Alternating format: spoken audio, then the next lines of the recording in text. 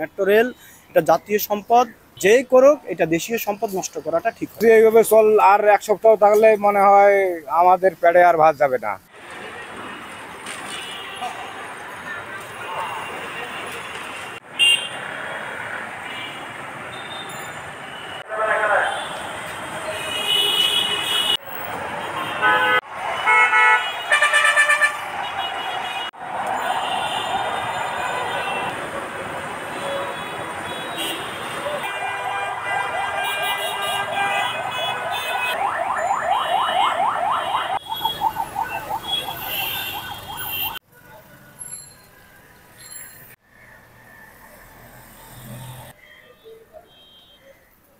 আসলে মেট্রো রেলে যখন বাংলাদেশে আসে তখন মিরপুর থেকে মতিঝিল পর্যন্ত বা উত্তরা থেকে মতিঝিল পর্যন্ত মানুষ খুবই স্বস্তিতে তার গন্তব্যে পৌঁছাইতে পারছে।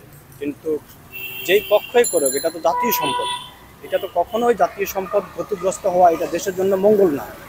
এই জাতীয় সম্পদটা নষ্ট হওয়ার কারণে এক তো ক্ষতি হলো দেশের, দ্বিতীয়ত সাধারণ মানুষ এখন খুবই ভোগান্তিতে পড়তে হচ্ছে, অনেক অনেক কষ্ট হচ্ছে এবং অনেক ক্লান্ত হচ্ছে এবং সময় বেশি লাগতেছে। মেট্রো রেল এটা জাতীয় সম্পদ, এটার খুব প্রয়োজনীয় একটা মানে দেশের জন্য খুব প্রয়োজনীয় একটা জিনিস আমরা মনে করতে হবে এবং এটা দেশের একটা গর্ব এবং দেশের জন্য এটা খুব প্রয়োজন।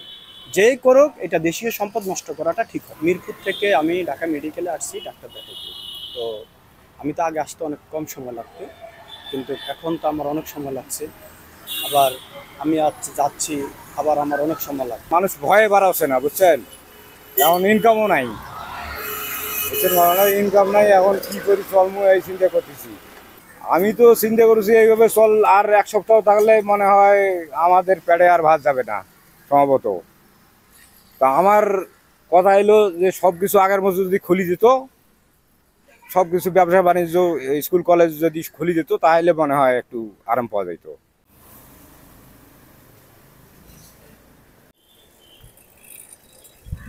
মেট্রো রেল বন্ধ, ঢাকা শহরে সাধারণত দেখা যায় যে প্রতিদিন অনেক লোক বাইরে বের হয়, কিন্তু এখন সেই পরিমাণ লোক দেখা যাচ্ছে না।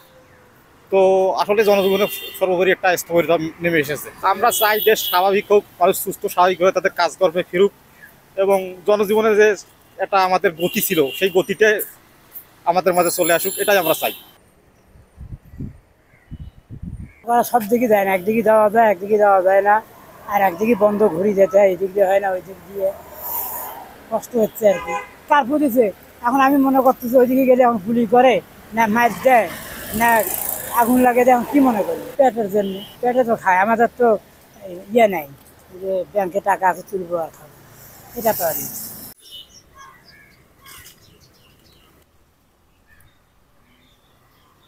সংবাদ, ফিচার ও অনুষ্ঠানের জন্য ভিজিট করুন সংবাদ প্রকাশের ওয়েবসাইট এবং যুক্ত থাকুন ফেসবুক পেজ ও ইউটিউব চ্যানেলের সঙ্গে।